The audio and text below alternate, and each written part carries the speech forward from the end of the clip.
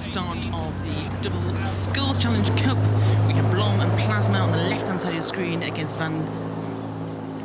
Zandweghe and Brys of Belgium on the right of your screen.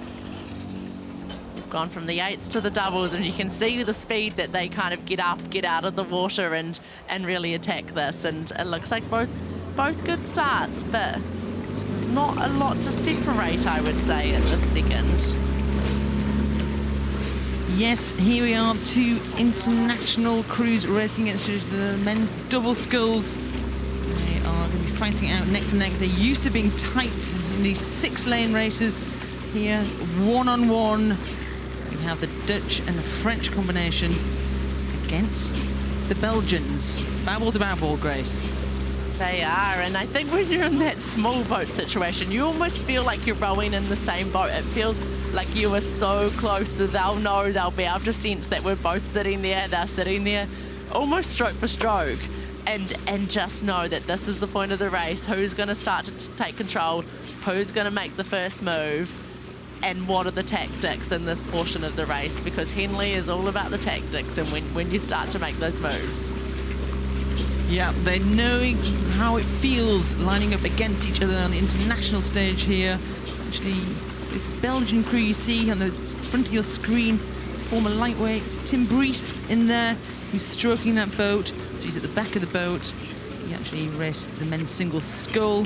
He moved from being a lightweight to a heavyweight, so he's probably used to racing against these big guys here. A little bit of steering. Jim Harlow, umpire there, just telling the boats to move apart.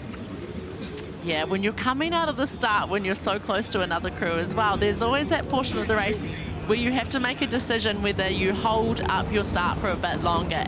It takes a lot of energy, it does tire you out, but here when it's a match race, it's all about getting in front, and it's interesting to see how these crews and who's going to push out to their race rhythm first and start to get onto that longer, more maintainable. But yeah, it can be a dangerous tactic to hold it up there. It's tiring, very tiring. Yeah, it's a difference between kind of spinning around and keeping the rate really high, how many strokes you're taking per minute, and how do you transition onto your mid-race pace. But right here, it looks like, from my point of view, the Belgians might have just sneaked out a seat or two over the Dutch.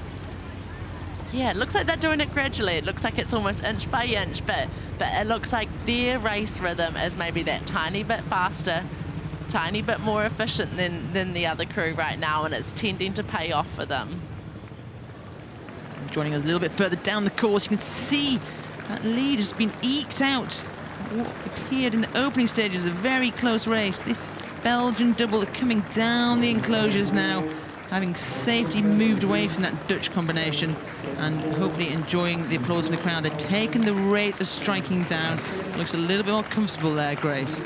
Yeah, it's always a great moment when you can come past the crowd, that you've got a little bit more time to breathe, a little bit more time to enjoy it, and take in the claps, take in the uniqueness of Henley, and know that they will be back out here again tomorrow. And they're doing it very well. They're very in sync.